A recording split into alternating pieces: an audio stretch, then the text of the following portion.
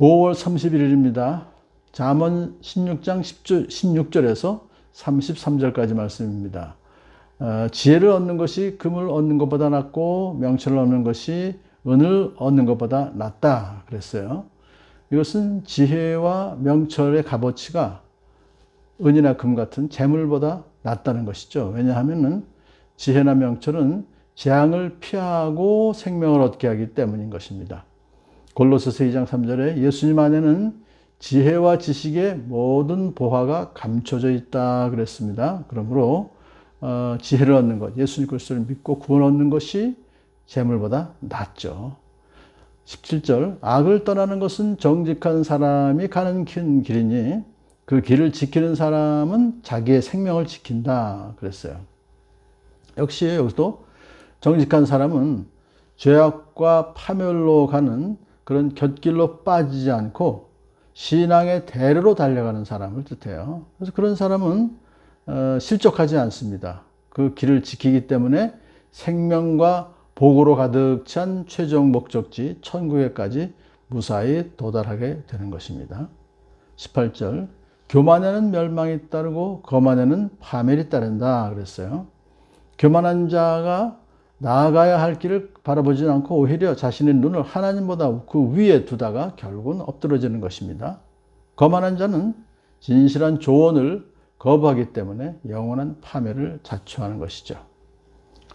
19절 겸손한 사람과 어울려 마음을 낮추는 것이 거만한 사람과 어울려 전리품을 나누는 것보다 낫다.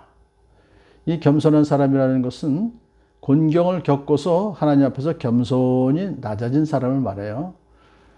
그러므로 이 솔로몬이 말하는 것은 고통받고 천대받는 자들과 함께하여 그들의 자리까지 겸손히 자신을 낮추는 것이 거만한 사람과 어울려서 전리품을 나누는 것보다 낫다 그런 것입니다. 그러니까 사회적 약자를 착취하여 재물을 쌓는 그런 거만한 사람과 어울려서 그거 좀 전리품 좀 나눠 먹는 거 그거보다 훨씬 낫다. 왜냐하면 하나님께서는 마음을 낮추는 사람과 함께 하셔서 그 심령을 소생시켜 주시기 때문입니다. 20절 말씀에 따라 조심하며 사는 사람은 일이 잘 되고 주님을 믿는 사람은 행복하다 그랬어요. 하나님의 명령을 신중하게 듣고 수용해서 전심을 다해 실천하는 믿음의 사람은 일이 잘 되는 거예요. 모든 것이 성공한다는 뜻보다는 좋은 것을 얻는다 그랬습니다. 이 좋은 것이라는 것은 결국 안전하고 평안한 것을 얻게 된다. 하나님을 전적으로 의지하며 말씀을 따라 사는 사람은 하나님께만 소망을 두고 하나님께 완전히 자기를 내맡기기 때문에 가장 확실한 안전을 느낄 수가 있는 것입니다. 그래서 주님을 믿는 사람은 행복하다. 이렇게 말하고 있습니다. 21절 마음이 지혜로운 사람을 명철하다 한다. 말이 부드러우면 더욱 많은 지혜를 가르친다 그랬습니다. 여기서 명철하다 한다라고 하는 것은 명예를 얻는 것을 말하죠. 그래서 말이 부드러우면 더욱 많은 지혜를 가르친다는 것은 남에게 유익을 주는 기름과 향 같은 은혜로운 말을 하면 상대방과 공동체에게 영적인 진보를 가져오게 하며 성장하게 해주는 아주 좋은 영향을 끼친다는 것입니다. 22절 명철한 사람에게는 그 명철함이 생명의 샘이 되지만 어리석은 사람에게는 그 어리석음이 벌이 된다 그랬어요. 명철한 사람에게 그 명철함이 생명의 샘이라는 것은 바로 샘은 끊임없이 솟아오르는 것이기 때문에 생명의 샘은 풍성한 생명력을 이것을 뜻하죠. 그래서 이 명철한 자는 그가 소유한 명철로서 하나님께로부터 풍성한 은혜, 생명의 복을 받는다, 누린다 하는 것을 말해요. 그렇지만 미련한 사람은 어떤 사람입니까? 지혜를 경멸하며 훈계를 무시하는 사람입니다. 그들은 그들의 미련함이 곧 징계, 벌이다 이거예요. 징계만이 그를 기다리고 있다는 뜻입니다. 23절 마음이 지혜로운 사람은 말을 신중하게 하고 하는 말에 설득력이 있다. 당연하죠. 선한 말은 꿀송이 같아서 24절 마음을 즐겁게 하여 주고 선한 말은 꿀송이 같아서 달아서 마음을 즐겁게 하여 준다. 남을 이롭게 하고 공동체의 평화를 가져온다는 뜻입니다. 수시는 뼈를 낫게 해준다. 역시 지혜로운 사람의 말은 아픈 곳을 낫게 하는 약이다 라고 12장 10절에서 18절에서 말씀하고 있죠. 그래서 선한 말을 하는 사람은 그것을 얻는 자에게 육체의 건강이 된다 하는 뜻입니다. 25절 사람의 눈에는 바른 길같이 보이나 마침내는 죽음에 이르는 길이 있다 그랬어요. 사람의 기준, 사람의 관점으로 볼 때는 올바른 길인 것처럼 보이지만 그것이 하나님 보시기에는 악한 길이며 그것은 사망일 때가 있다는 거예요. 그래서 인간의 거만한 지혜로 선택한 길이 결국은 어리석은 것이 될 수도 있다. 그러므로 하나님을 경외함으로써 위로부터 오는 지혜만이 모든 환난을 면케하고 생명의 길로 인도해 주실 것입니다. 26절 허기진 배가 일을 하게 만들고 그 입이 사람을 몰에 세운다 그랬어요. 이것이 식욕이 사람으로 하여금 일을 하게 만드는데 그 식욕이 다 채워지질 않는다는 거예요. 전도서 6장 7절에 보면 사람이 먹으려고 수고를 마다하지 않지만 그 식욕을 채울 길은 없다 그랬습니다.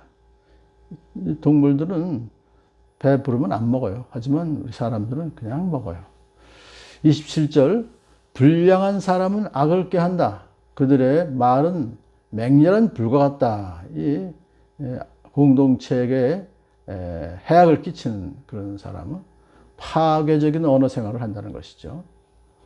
자, 여기서 시편 140편 3절을 보게 되면 뱀처럼 날카로운 혀를 벼린 그들은 입술 아래에는 독사의 품을 품고 있다 그랬어요. 그건 어떻습니까? 파괴적인 것이죠. 28절 비뚤어진 말을 하는 사람은 다툼을 일으키고 비뚤어진 말을 하는 사람은 다툼을 일으키고 중상하는 사람은 친한 것들을 이간시킨다. 공동체를 분리시키는 거예요. 29절 폭력을 쓰는 사람은 그 이웃을 윽박질러서 좋지 않은 길을 가게 한다. 이건 나쁜 일이죠. 30절 눈짓을 하는 사람은 그릇된 일을 꾀하고 은명하게 웃는 사람은 악한 일을 저지른다. 이 눈짓이라고 하는 것은 또 음흉하게 웃는 사람은 입을 이렇게 오므리고 입으로 그런 걸 또 보여주는 거거든요. 볼 수 있어요. 우리는 그런 걸. 그래서 이 눈짓, 입을 통하여 그들의 내면에 숨어있는 악한 것을 표출해요. 그렇기 때문에 우리는 그 눈과 입을 우리는 잘 보아야 된다는 것입니다. 31절 백발은 영화로운 면류관이니 의로운 길을 걸어야 그것을 얻는다. 그래서 이 백발이라고 하는 것은요, 의로운 길을 걸어야 얻게 되는 것인데, 이 백발이니까 노인네를 말하는 것이죠. 하나님이 주시는 장수의 복을 누린다는 걸 말해요. 그리고 영화로운 면류관이라는 것은 영예와 권위를 나타내요.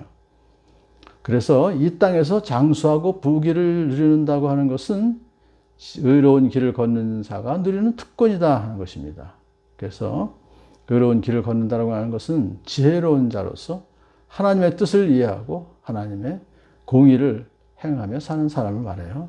그 사람은 돋는 햇살같이 빛날 것이다 라고 성경은 말합니다.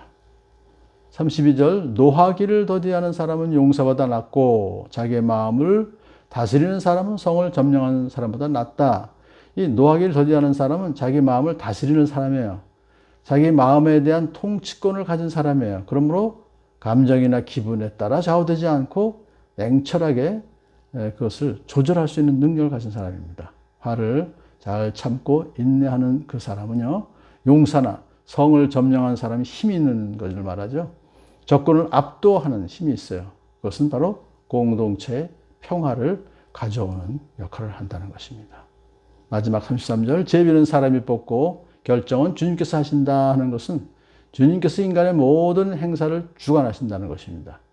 인간사의 결정권은 오직 주님께 달려 있습니다. 오늘도 주님 의지하며 살아가는 복된 저와 여러분들을 축복합니다.